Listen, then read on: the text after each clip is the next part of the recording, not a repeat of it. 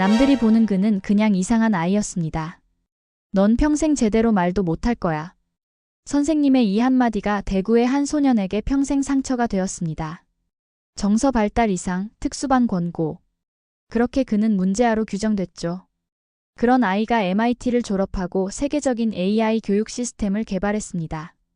유네스코에서 연설하고 교육 혁신을 이끌고 있죠. 무엇이 이런 기적을 만들었을까요? 답은 뜻밖에도 한글에 있었습니다. 한글은 언어가 아닙니다. 사고의 도구입니다. 그의 이 한마디가 세계 교육계를 뒤흔들었습니다. 오늘 여러분께 들려드릴 이야기는 한글이 어떻게 한 아이의 인생을 그리고 세계 교육의 패러다임을 바꾸었는지에 관한 놀라운 여정입니다. 안녕하세요. 제 이름은 이태율입니다. 지금은 많은 분들이 저를 한글사고 교육연구소 설립자로 알고 계시지만 불과 30년 전만 해도 저는 그저 말을 못하는 아이였습니다. 다른 아이들이 또래끼리 뛰어놀 때 저는 늘 혼자였죠. 그때의 기억은 지금도 선명합니다. 대구의 작은 어린이집, 노란색 벽지에 동물 그림이 붙은 교실. 그곳에서 저는 이상한 아이였습니다. 태율이, 이거 뭐야? 말해봐. 선생님이 사과 그림을 가리키며 물었을 때 제 입에서는 말 대신 웅얼거림만 나왔어요. 머릿속엔 분명히 사과라는 단어가 있었지만 그 단어가 제 입술을 통과해 나올 때면 어딘가 길을 잃어버렸습니다. 또 말 못하네. 너 정말. 선생님의 한숨 소리가 교실 전체에 울렸죠. 그런 날들이 이어질수록 아이들은 저와 거리를 두기 시작했습니다. 말을 못하니 놀이에 끼워주지 않았고 감정 표현이 서툴러 친구를 사귀는 것도 불가능했죠. 그해 봄 어느 상담일. 선생님은 어머니를 따로 불러 이야기했습니다. 태율이는 정서 발달이 이상해요. 특수반으로 전환하는 걸 추천합니다. 지금 상태로는 앞으로 정상적인 학교 생활이 어려울 거예요. 그때 제 손을 꼭 잡고 있던 어머니의 손끝이 차갑게 떨리는 걸 느꼈습니다. 하지만 목소리는 단호했죠. 아닙니다. 태율이는 그저 느릴 뿐이에요. 선생님은 고개를 절레절레 저으며 충고했습니다. 이런 경우 빨리 전문가의 도움을 받는 게 좋아요. 이대로 가면 평생 제대로 말도 못할 수 있어요. 그날 집으로 돌아오는 길, 어머니는 평소보다 제 손을 더 단단히 잡았습니다. 차장 밖으로 비가 내리고 있었고 유리창에 맺힌 빗방울들이 서로 만나 아래로 흘러내렸죠. 그 모습이 왠지 슬퍼 보였습니다. 집에 도착하자마자 어머니는 책장에서 무언가를 꺼냈어요. 낡은 한글 교본이었습니다. 유치원 교사인 어머니는 그날부터 저를 직접 가르치기로 결심하셨더군요. 태율아, 이건 기억이야. 기억. 그리고 이건 니은, 니은. 어머니의 목소리는 다정했지만 단호했습니다. 눈물을 참으며 미소 짓는 모습이 아직도 눈에 선해요. 하루에 1시간씩 저는 어머니와 함께 한글 자모를 배웠습니다. 다른 아이들처럼 쉽게 말을 하지 못했지만 글자를 보는 순간 이상한 느낌이 들었죠. 마치 오래된 친구를 만난 것 같았습니다. 특히 기억과 니은이 만났을 때 그와 느가 되는 과정이 신기했어요. 마치 퍼즐 조각이 맞춰지는 듯한 느낌이었습니다. 어머니는 제가 글자에 보이는 관심을 놓치지 않았죠. 태율아, 자음과 모음이 만나면 소리가 나. 이건 마법 같은 규칙이야. 그렇게 시작된 한글 공부는 예상치 못한 방향으로 흘러갔습니다. 말은 더듬거렸지만 저는 한글의 구조를 놀라울 정도로 빠르게 이해해갔죠. 글자가 모여 단어가 되고 단어가 모여 문장이 되는 과정이 마치 수학 공식처럼 느껴졌습니다. 어느 날 밤 아버지가 퇴근하고 돌아오셨을 때였어요. 어머니가 저를 자랑스럽게 소개했습니다. 여보, 태율이가 오늘 처음으로 문장을 완성했어요. 작은 종이에 제가 쓴 글자가 있었습니다. 나는 태율입니다. 그날 밤 아버지의 눈시울이 붉어졌던 모습을 잊을 수 없습니다. 중소기업에서 일하는 아버지는 말이 없는 분이셨지만 그날만큼은 저를 꼭 안아주셨죠. 우리 아들. 잘하고 있어. 세상이 저를 불가능한 아이로 규정했을 때 우리 가족만이 저를 믿었습니다. 특수반으로 보내라는 권유를 단호히 거부하고 어머니는 매일 밤 저와 함께 한글을 가지고 놀았죠. 단순한 문장부터 시작해서 점점 복잡한 이야기로 나아갔습니다. 말을 잘 못했던 제가 글자를 통해 세상과 소통하기 시작한 건 바로 그때부터였습니다. 어린이집에서 정상적인 학교 생활이 어려울 것이라던 선생님의 말과 달리 저는 글자를 통해 제 내면의 생각을 표현할 수 있게 되었죠. 말을 더듬고 감정 표현이 서툴렀던 제가 한글을 만나면서 인생이 바뀌기 시작했습니다. 그것이 제 인생의 첫 번째 전환점이었죠. 누군가에게는 단순한 글자일 뿐인 한글이 저에게는 세상과 연결되는 유일한 다리가 되어 주었습니다. 제가 한글의 비밀을 알아가기 시작한 건 8살 무렵이었습니다. 말은 여전히 더듬거렸지만 제 머릿속에서는 자음과 모음이 만나 글자가 되는 과정이 마치 화학 반응처럼 선명했죠. 기역과 아가 만나 가가 되고 여기에 미음이 더해지면 감이 되는 이 구조가 너무나 논리적으로 느껴졌습니다. 태율아, 오늘은 이렇게 해볼까? 어머니는 색종이로 자음과 모음 카드를 만들어 바닥에 흩뿌렸어요. 그리고 저에게 단어를 만들라고 했습니다. 처음엔 나무, 바다 같은 간단한 단어였지만 점점 하늘나라, 바닷가 마을처럼 복잡해졌어요. 놀라운 건 제가 이런 조합놀이에 천재적인 재능을 보였다는 점입니다. 와, 태율아. 어떻게 이렇게 빨리 조합하니? 어머니도 놀라셨죠. 저는 말로는 설명할 수 없었지만 자음과 모음 카드를 보면 그들이 만들 수 있는 모든 조합이 한 번에 머릿속에 그려졌습니다. 마치 수학 공식을 푸는 것처럼요. 특히 한글의 받침 구조는 제게 새로운 세계를 열어주었습니다. 기역과 시옷이 만나 시 되고 이것이 값이라는 단어의 일부가 되는 과정이 퍼즐 맞추기처럼 재미있었습니다. 언어가 아닌 구조로서의 언어를 받아들이기 시작한 거였죠. 어머니는 이런 제 특성을 놓치지 않았습니다. 한글 학습에 수학적 요소를 더하기 시작했죠.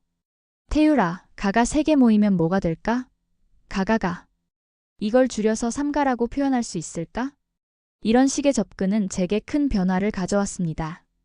숫자와 글자의 조합이 만드는 패턴이 눈에 보이기 시작했어요. 곧 저는 간단한 덧셈 뺄셈을 한글 패턴으로 이해하기 시작했습니다. 학교에서는 여전히 말을 더듬는 이상한 아이였지만 집에서는 한글과 숫자의 세계를 탐험하는 모험가였죠. 아이러니하게도 말을 잘 못하는 제가 언어의 구조적 아름다움을 가장 깊이 이해하고 있었습니다. 얘는 왜 질문해도 대답을 안 해요? 학교 선생님의 질문에 어머니는 이제 자신감 있게 대답했습니다. 태율이는 말보다 글로 더 잘 표현해요. 한 번 종이를 주시겠어요? 선생님이 건넨 종이에 저는 복잡한 수학 문제의 답을 써내려갔습니다. 말은 더듬었지만 저의 손은 정확했습니다. 선생님의 표정이 놀라움으로 바뀌는 순간이었죠. 이건 우리가 아직 안 배운 내용인데. 그날부터 저는 다른 아이가 아닌 특별한 아이로 조금씩 인식되기 시작했습니다. 한글이 열어준 논리의 세계는 이제 제 삶의 모든 영역으로 확장되고 있었습니다. 10살 생일 아버지는 회사에서 쓰던 낡은 계산기를 선물로 주셨습니다. 태율아, 이거 고장났는데? 네가 한번 들여다볼래? 처음 보는 전자기기였지만 이상하게도 두렵지 않았습니다. 오히려 그 안에 숨겨진 비밀을 알고 싶다는 호기심이 일었죠. 그날 밤 저는 작은 드라이버로 계산기를 조심스럽게 분해했습니다. 내부의 회로판은 마치 도시의 지도 같았어요. 전선들은 도로처럼 이어져 있고 작은 부품들은 건물처럼 자리 잡고 있었죠. 놀랍게도 이 구조가 한글의 자모 결합 원리와 비슷하게 느껴졌습니다. 자음과 모음이 만나 소리를 만들듯 이 부품들은 만나서 계산을 만들어내는 거였죠. 한참을 들여다본 끝에 문제를 발견했습니다. 배터리와 연결된 부분의 접촉이 불량했어요. 조심스럽게 그 부분을 닦아내고 다시 조립했습니다. 떨리는 마음으로 전원 버튼을 눌렀을 때 계산기 화면에 숫자가 밝게 빛났습니다. 아빠, 고쳤어요. 그날 아버지의 놀란 표정은 잊을 수 없습니다. 중소기업에서 생산직으로 일하시던 아버지는 그날 밤 저를 동네 중고가전 수리점에 데려갔습니다. 김 사장님이라는 분이 계셨죠. 이 녀석이 계산기를 고쳤다고요? 어디 한번 볼까? 김 사장님은 제게 고장난 라디오를 건네며 웃었습니다. 처음에는 장난처럼 시작된 일이었지만 제가 집중하는 모습을 본 사장님의 표정이 점점 진지해졌습니다. 2시간 후 라디오에서 잡음 섞인 음악이 흘러나왔습니다. 완벽하진 않았지만 분명 작동하고 있었죠. 이놈은 기계보다 뇌가 낫다. 김 사장님의 이 한마디가 제 인생의 2번째 전환점이 되었습니다. 그날부터 저는 방과 후면 김 사장님의 가게에 들렀고 사장님은 제게 전자공학의 기초를 가르쳐 주셨습니다. 회로는 말이야, 한글처럼 논리가 있어. 이 부품들이 서로 어떻게 소통하는지 이해하면 모든 전자기기를 읽을 수 있지. 김 사장님은 제 특별한 학습 방식을 빠르게 파악하셨습니다. 어려운 전문 용어 대신 한글의 구조에 빗대어 전자공학을 설명해 주셨죠. 놀랍게도 이 방식은 효과적이었습니다. 저는 회로도를 마치 한글 문장을 읽듯 해석하기 시작했어요. 12살이 되던 해, 저는 폐가 전 제품들을 모아 직접 계산기를 만들었습니다. 크고 투박했지만 분명히 작동했죠. 김 사장님의 제안으로 그 과정을 영상으로 찍어 유튜브에 올렸습니다. 태율아, 너 같은 아이들이 더 있을 거야. 네가 보여줄 수 있는 걸 보여주렴. 처음엔 몇십 회에 불과했던 조회수가 어느새 만 단위로 늘어났습니다. 댓글에는 어떻게 이런 생각을 했지? 대단한 재능이다라는 말들이 가득했죠. 말을 더듬는 제가 처음으로 많은 사람들과 소통한 순간이었습니다. 학교에서는 여전히 조용한 아이였지만 온라인에서는 계산기 소년으로 불리기 시작했습니다. 이 작은 성공이 제게 큰 자신감을 주었죠. 김 사장님은 저에게 더 많은 기회를 주셨습니다. 지역 과학경시 대회에 참가할 것을 권유했고, 저는 한글 자모 구조를 활용한 회로 설계라는 주제로 발표했습니다. 말은 여전히 더듬었지만 제 아이디어는 명확했고 심사위원들은 그것을 알아봐 주었습니다. 중학교에 입학할 무렵 저는 이미 지역에서 작은 유명인사가 되어 있었습니다. 특이한 아이가 아닌 특별한 재능을 가진 아이로 인식되기 시작한 거죠. 하지만 이런 평화로운 시간은 오래가지 않았습니다. 곧 우리 가족에게 큰 변화가 찾아왔으니까요. 우리 캐나다로 이민 가기로 했어. 중학교 2학년 겨울 아버지의 갑작스러운 선언은 저에게 청천벽력 같았습니다. 대구의 작은 공장이 문을 닫으면서 아버지는 새로운 결정을 내리셨고 어머니의 동생이 이미 밴쿠버에 정착해 있었기에 그곳으로 가기로 했죠. 떠나기 전날 밤 김 사장님은 저에게 작은 상자를 건네주셨습니다. 태율아, 이건 내가 처음 전자공학을 배울 때 사용한 책이야. 영어로 되어 있어서 네가 읽기 어려울 수도 있지만 언젠가 필요할 거야. 그 상자 안에는 오래된 전자공학 입문서와 함께 김 사장님이 직접 만드신 회로 키트가 들어있었습니다. 제 눈에서 눈물이 흘렀죠. 말로 감사함을 표현하지 못했지만 김 사장님은 제 마음을 알아주셨습니다. 언어는 다르지만 전자회로의 언어는 전 세계가 같단다. 내 재능은 어디서든 빛날 거야. 밴쿠버에 도착한 첫날 모든 것이 낯설었습니다. 한국에서도 말을 잘 못했던 제가 이제는 완전히 다른 언어를 사용해야 했죠. 영어는 한글과 달랐습니다. 규칙적인 자모 결합이 아닌 불규칙한 스펠링과 발음의 세계였어요. 새 학교 첫날 교무실에서 상담 선생님이 저와 부모님을 맞이했습니다. 태율은 언어 지연과 정서적 어려움이 있어요. ESL 수업과 함께 특수 지원 프로그램을 추천합니다. 또다시 특수라는 단어가 저를 따라왔습니다. 한국에서의 기억이 되살아났죠. 어머니는 학교 서류에 영어로 뭔가를 열심히 적었습니다. 제 아들은 한국에서 수학 경시 대회에도 나갔어요. 특별한 방식으로 배울 뿐 특수 지원이 필요한 게 아닙니다. 하지만 상담 선생님의 표정은 회의적이었습니다. 여기선 영어를 못하면 아무 의미가 없어요. 그렇게 저는 다시 한번 다른 아이가 되었습니다. ESL 반에서 기초 영어를 배우는 동안 저는 점점 자신감을 잃어갔습니다. 한국에서 발견했던 제 재능과 특별함은 언어의 장벽에 막혀 드러나지 않았죠. 수학 시간에 놀라운 일이 벌어졌습니다. 선생님이 저를 시험하듯 영어로 어려운 문제를 내셨어요. 태율, 이 방정식을 풀어보세요. 과정도 설명해야 합니다. 교실이 조용해졌습니다. 모두가 제가 어떻게 반응할지 지켜보고 있었죠. 저는 천천히 칠판으로 걸어가 분필을 들었습니다. 손이 떨렸지만 문제를 보는 순간 모든 불안이 사라졌어요. 수학은 또 다른 언어였습니다. 한글처럼 논리적이고 전자회로처럼 명확했죠. 저는 영어로 설명할 수 없었지만 풀이 과정을 하나하나 적어내려갔습니다. 마지막 답을 쓰고 돌아서는 순간 교실은 침묵에 빠졌습니다. 선생님의 표정이 놀라움으로 변했습니다. 이건 대학 수준의 풀이 방식인데. 그날 이후 학교에서의 저의 위치가 조금씩 바뀌기 시작했습니다. 여전히 영어는 서툴렀지만 수학과 과학 시간에는 제 능력을 인정받았죠. 특히 컴퓨터 과학 시간에 프로그래밍 언어를 배우기 시작했을 때 저는 처음으로 자신감을 되찾았습니다. 프로그래밍 언어는 한글과 놀랍도록 유사했거든요. 논리적이고 구조적인 체계. 이것은 제가 늘 잘해왔던 영역이었습니다.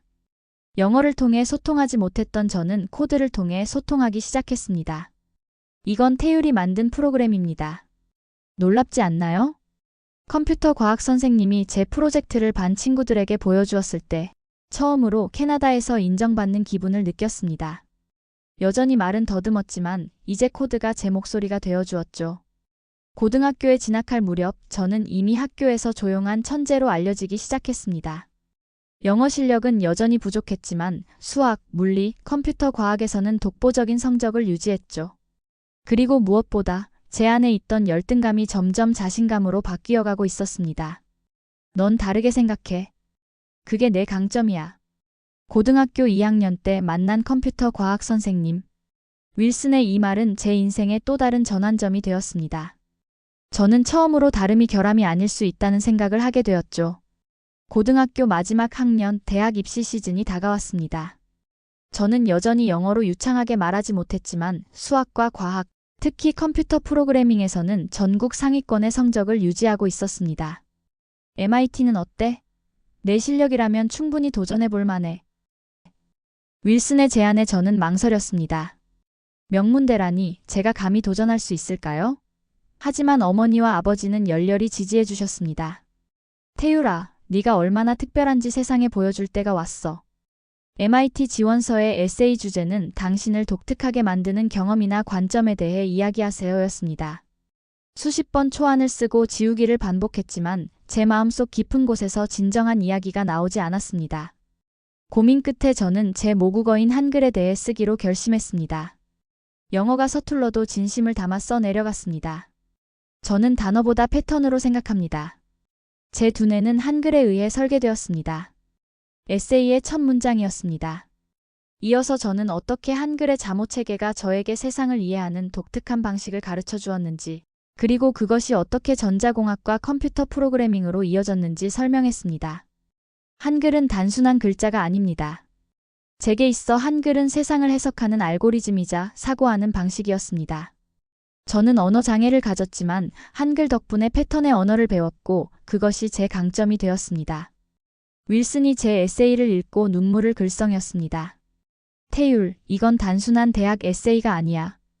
이건 내 인생의 선언문이야. 그렇게 완성된 에세이와 함께 MIT 교육 AI 융합 전공의 지원서를 제출했습니다. 그리고 몇 달 후 그 유명한 대형 봉투가 우리 집 우편함에 도착했죠. 떨리는 손으로 편지를 열었습니다. MIT 클래스 2029의 합격을 축하합니다. 말로 표현할 수 없는 기쁨이 밀려왔습니다. 더 놀라운 것은 장학금 제안이었어요. 편지에는 입학처의 특별 코멘트가 함께 있었습니다. 이 학생은 알고리즘보다 정제된 사고체계를 갖췄습니다. 그의 독특한 학습 방식은 우리 대학의 다양성에 기여할 것입니다. 그날 밤 우리 가족은 함께 울었습니다. 대구에서 말도 제대로 못할 것이라 예상되었던 아이가 이제는 세계 최고의 대학에 입학하게 되었으니까요. 아버지는 말없이 제 어깨를 두드렸고 어머니는 제 손을 꼭 잡은 채 속삭였습니다. 봐, 태율아. 네가 다르다는 건 네가 특별하다는 뜻이었어. 그날 저는 밤늦게까지 창밖을 바라보며 생각했습니다. 한글이 아니었다면 제 인생은 어떻게 달라졌을까? 어쩌면 지금도 말 못하는 이상한 아이로 남아있었을지도 모릅니다. 하지만 한글은 제게 세상을 바라보는 특별한 렌즈를 선물했고 그것이 저를 MIT까지 이끌어 주었습니다. MIT 캠퍼스에 첫 발을 디딘 날 가슴이 두근거렸습니다. 세계 각국에서 온 천재들 사이에서 과연 제가 설 자리가 있을까 하는 두려움이 밀려왔죠. 하지만 이곳에서 만난 사람들은 제 다름을 결점으로 보지 않았습니다. 오히려 호기심 어린 눈으로 바라봤죠. 네가 한글로 코딩의 구조를 이해했다고? 정말 흥미로운데? 저와 같은 컴퓨터 과학 수업을 듣는 레이첼이라는 학생이 말했습니다. 유대계 이민자 출신인 그녀는 이중언어 환경에서 자라며 겪었던 어려움을 이야기해 주었죠. 히브리어와 영어 사이에서 자라면서 언어가 사고방식에 미치는 영향에 대해 많이 생각했어. 내 이야기를 듣고 싶어. 레이첼은 제 말더듬 증상에도 불구하고 인내심을 갖고 대화를 나눴습니다. 처음으로 누군가가 제 생각 자체에 관심을 보인 거였죠. 우리는 금세 절친한 친구가 되었습니다. MIT 2학년이 되던 해 교육공학 수업에서 교수님이 흥미로운 프로젝트를 제안했습니다. 지역 공립학교와 협력하여 실제 교육 문제를 해결하는 프로젝트를 진행해 볼 겁니다. 저와 레이첼은 즉시 팀을 이뤘습니다. 우리가 선택한 주제는 언어 장벽을 넘는 학습 도구 개발이었습니다. 제 경험과 레이첼의 이중언어 배경이 만나 시너지를 냈죠. 우리가 겪었던 어려움을 다른 아이들은 겪지 않게 하자. 우리의 첫 목표는 명확했습니다. 영어에 능숙하지 않은 이민자 아이들과 언어 발달, 지연을 가진 아이들이 수학과 과학을 더 쉽게 배울 수 있도록 도와주는 것이었죠. 밤낮 없이 코딩하고 교육심리학 논문을 연구했습니다. 그렇게 탄생한 것이 패턴 퍼스트라는 AI 기반 학습 인터페이스였습니다. 이 프로그램은 언어에 의존하지 않고 시각적 패턴과 상호작용을 통해 복잡한 개념을 가르쳤죠. 한글의 구조적 아름다움에서 영감을 받아 설계한 알고리즘이었습니다. 태율, 이 알고리즘은 정말 독특해. 너의 경험이 없었다면 결코 나올 수 없는 접근법이야. 레이첼의 말에 가슴이 뭉클했습니다. 제 약점이라 생각했던 것이 이제는 혁신을 만들어내는 강점이 된 거니까요. 우리는 보스턴의 한 공립학교에서 시범 프로그램을 시작했습니다. 처음에는 소규모로 시작했지만 결과는 기대 이상이었습니다. 영어가 모국어가 아닌 학생들의 수학 성적이 평균 30% 향상되었죠. 더 놀라운 것은 학생들의 자신감이 크게 높아졌다는 점이었습니다. 선생님, 이제 영어 때문에 수학을 못하는 게 아니에요. 진짜 수학을 배우고 있어요. 한 중국계 학생의 이 말은 제게 깊은 울림을 주었습니다. 저 역시 그랬으니까요. 언어가 아닌 패턴으로 세상을 이해하는 방식. MIT 신문에 우리 프로젝트가 소개되었고 이내 교육 관련 비영리 단체의 관심을 받기 시작했습니다. 졸업을 1년 앞둔 시점에 우리는 다중지능 분류 알고리즘이라는 혁신적인 기술을 개발했습니다. 이 알고리즘은 학생의 학습 스타일을 분석하여 최적의 교육 방식을 제안해주는 기술이었죠.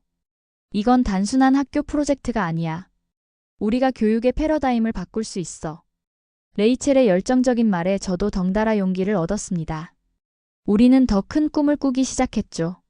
전 세계 모든 아이들이 언어나 배경에 상관없이 자신의 재능을 발휘할 수 있는 교육 시스템을 만들고 싶었습니다. 그리고 그 첫 단계로 저는 한국으로 돌아가기로 결심했습니다. 제가 태어나고 자란 곳, 제가 다르다는 이유로 어려움을 겪었던 곳에서 변화를 시작하고 싶었거든요. CNN과의 인터뷰 후 한글 기반 AI 교육 프로젝트가 전 세계적으로 주목받기 시작했습니다. MIT를 졸업한 저는 레이첼과 함께 한국으로 향했습니다. 우리의 목표는 분명했습니다. 한글의 구조적 특성을 활용한 AI 교육 시스템을 한국에서 파일럿 것이었죠. 태율, 어디서 테스트를 시작하면 좋을까? 레이첼의 질문에 저는 잠시 생각에 잠겼습니다. 그리고 마음속 깊은 곳에서 떠오른 장소가 있었습니다. 제가 처음으로 결함이 있는 아이라고 낙인 찍혔던 그곳, 대구의 작은 초등학교였습니다. 내가 시작된 곳에서 다시 시작하고 싶어. 한국에 도착한 후 저는 그 학교에 연락을 취했습니다. 놀랍게도 학교 측은 우리의 프로젝트에 큰 관심을 보였고 즉시 미팅을 잡아주었죠. 학교에 들어서는 순간 20년 전의 기억이 물밀듯이 밀려왔습니다. 같은 노란 벽, 같은 복도, 하지만 이제 저는 다른 사람이 되어 돌아왔습니다. 교감실 문을 두드리자 익숙한 목소리가 들려왔습니다. 들어오세요. 문을 열고 들어가자마자 저는 그 자리에 얼어붙었습니다. 교감 선생님은 다름 아닌 20년 전 저를 특수반으로 보내려 했던 바로 그 선생님이었습니다. 세월의 흔적이 느껴졌지만 그 얼굴은 분명히 기억에 남아 있었죠. 교감 선생님도 저를 알아보셨는지 잠시 말을 잇지 못했습니다. 태율. 이태율 학생? 순간 천둥이 친 것 같은 충격이 교감실을 감쌌습니다. 저는 천천히 고개를 끄덕였습니다. 교감 선생님의 눈에 놀라움과 혼란스러움이 교차했습니다. 제가 당신을 MIT 말을 더듬는 건 이제 교감 선생님이었습니다. 저는 생각지도 못한 재회에 마음을 가다듬고 차분히 말했습니다. 선생님, 기억하실지 모르겠지만 저는 이태율입니다. 20년 전 이 학교에서 말을 더듬고 감정 표현이 서툴러 특수반으로 가라는 권유를 받았던 학생이죠. 교감 선생님의 얼굴이 창백해졌습니다. 그분도 분명 그때를 기억하고 계셨습니다.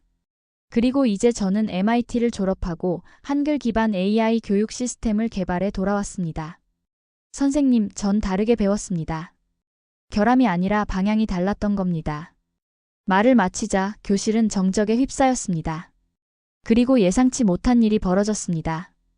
교감 선생님의 눈에서 눈물이 흘러내리기 시작한 거였죠. 정말 미안합니다. 그때 내가 얼마나 큰 실수를 했는지. 교감 선생님은 자리에서 일어나 깊이 고개를 숙였습니다. 공개적인 사과였죠. 저는 그분의 손을 잡고 일으켜 세웠습니다. 선생님, 사과하실 필요 없습니다. 오히려 감사드려요.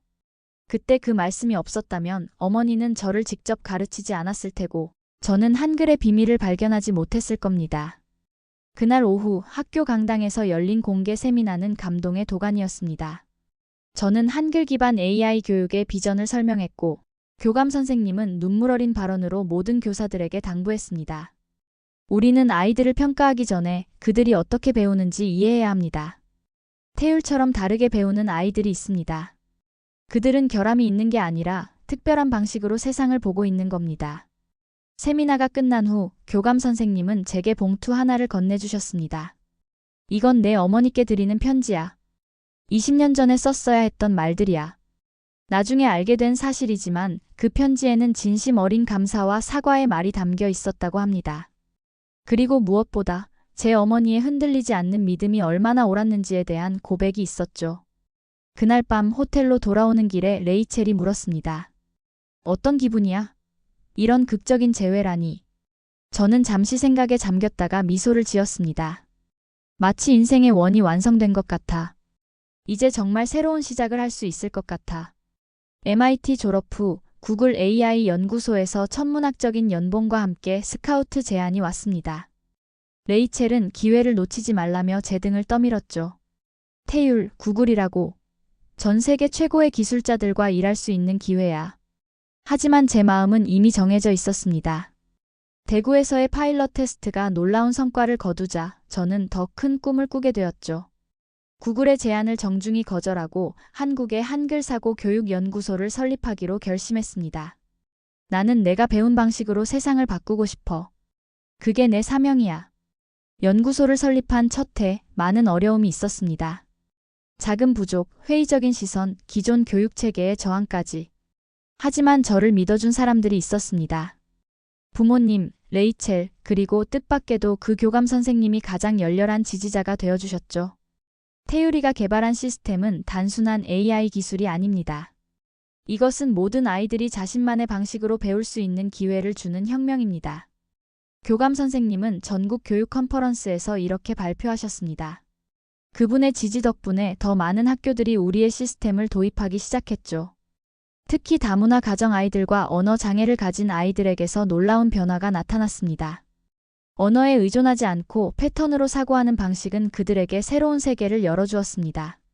수학과 과학 점수가 크게 향상되었고 무엇보다 아이들의 자존감이 높아졌습니다. 선생님, 저 이제 바보 아니에요.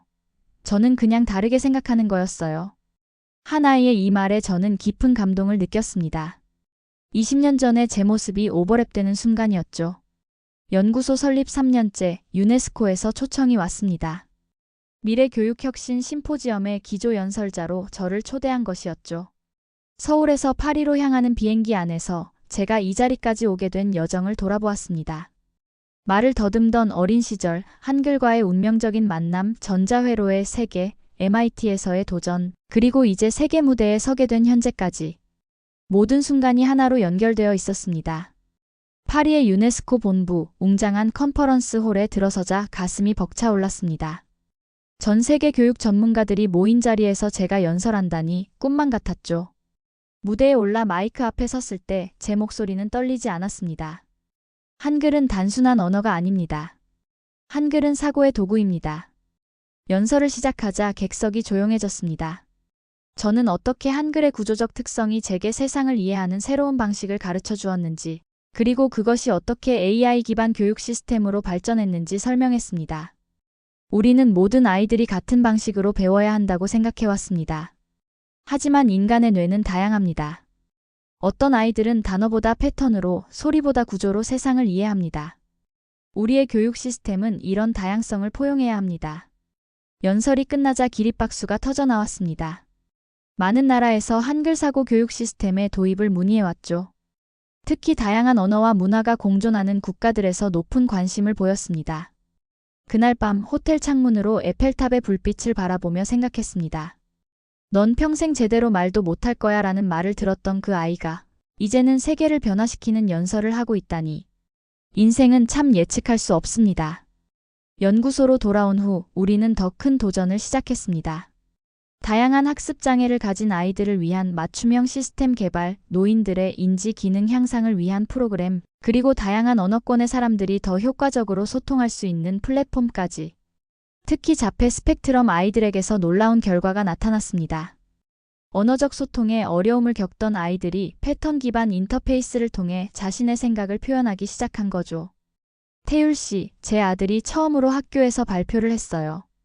한글 패턴으로 자신의 생각을 정리하더니 용기를 내서 앞에 나갔대요.